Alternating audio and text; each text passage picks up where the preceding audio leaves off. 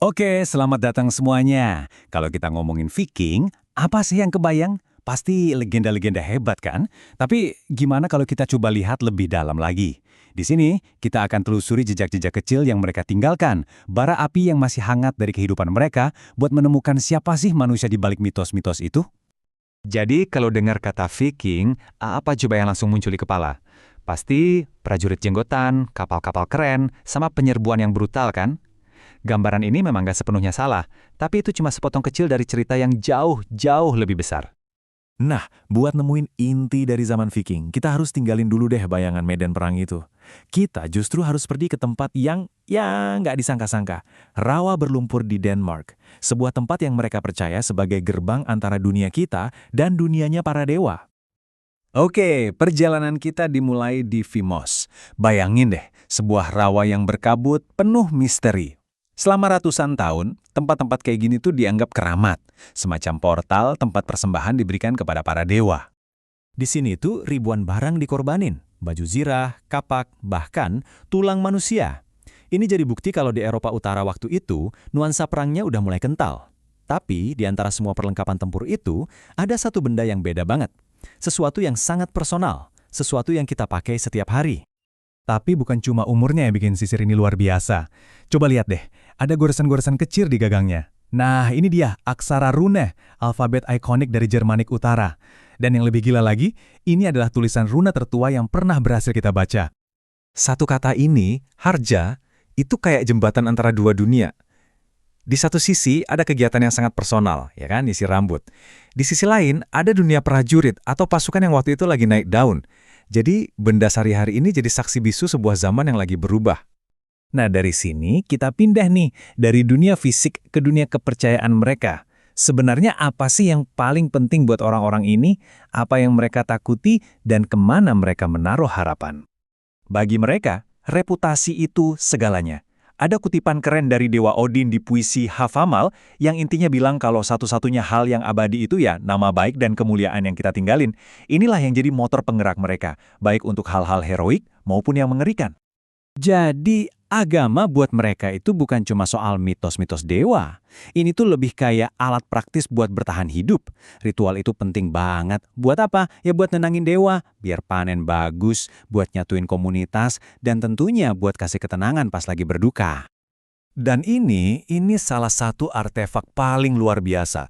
Bayangin, ada orang mungkin saking putus asanya karena sakit, dia ngukir doa di potongan tengkorak manusia.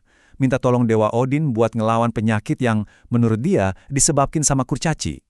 Ini nunjukin ke kita betapa personal dan dalamnya kepercayaan mereka, bahkan sama tahayul. Pandangan dunia mereka itu luas banget.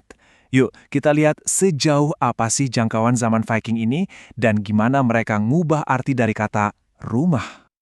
Dalam bahasa mereka, ada satu kata, heim, yang artinya bisa rumah, tapi bisa juga dunia. Dan ini bukan kebetulan loh. Waktu mereka berlayar jauh, mereka itu bukan cuma menjelajah. Mereka itu seolah-olah lagi memperluas rumah mereka, menciptakan dunia baru di tempat-tempat baru. Kisah mereka ke Atlantik Utara ini benar-benar gila. Cuma karena diasingkan dan punya ambisi besar, orang kayak Erik si Merah ini nekat berlayar ke antah berantah. Mereka pinter banget manfaatin iklim yang lagi menghangat buat bangun komunitas di ujung dunia. Ini nunjukin kegigihan dan visi yang luar biasa. Dan disinilah poin pentingnya. Kita harus berhenti mikirin raja dan prajurit aja. Kita harus cari bara di tangan, jejak-jejak kecil yang ditinggalin orang biasa dalam hidup mereka sehari-hari.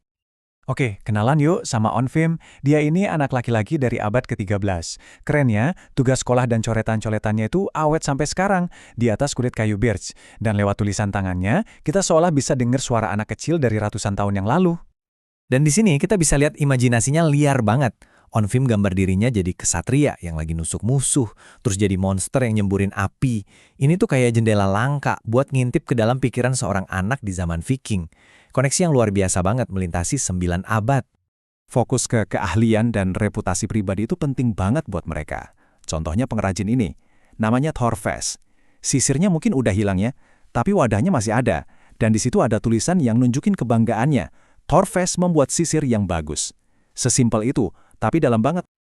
Dan jangan salah sangka ya, mereka itu jauh dari kata berantakan.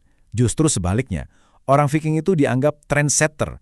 Gaya rambut Scandicik mereka yang dicukur di belakang tapi panjang di depan, saking populernya sampai bikin para cendekiawan Anglo-Saxon di zaman itu ngomel-ngomel. Tentu aja, hidup mereka nggak cuma soal sisir bagus dan gaya rambut keren. Sekarang, kita harus lihat sisi yang lebih gelap dari zaman Viking. Sisi yang sering banget dilupain di cerita-cerita kepahlawanan. Coba lihat daftar barang dagangan dari seorang ahli geografi Arab ini. Di antara bulu binatang, madu, dan pedang, ada satu yang bikin merinding, budak sakalib.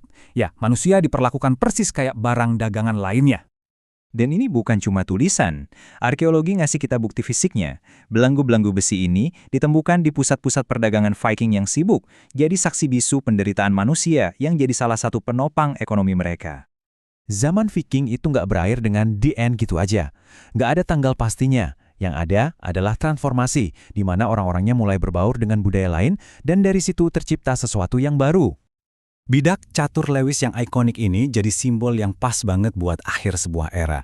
Dibuat di dunia Norse, tapi ekspresinya nunjukin kecemasan dari dunia yang lagi berubah. Wajah-wajah mereka yang kelihatan lelah, cemas, khawatir, itu seolah-olah mewakili perasaan orang-orang yang kejebak di tengah perubahan sejarah yang besar. Dan ini membawa kita ke pertanyaan terakhir. Kapan sih sebuah zaman itu benar-benar berakhir? Atau jangan-jangan zaman itu nggak pernah benar-benar berakhir, tapi cuma ninggalin bara api kecil buat kita temukan di masa depan? Bara-bara ini nggak pernah benar-benar padam, mereka cuma nunggu untuk ditemukan kembali, dipelajari dan dipahami oleh kita semua.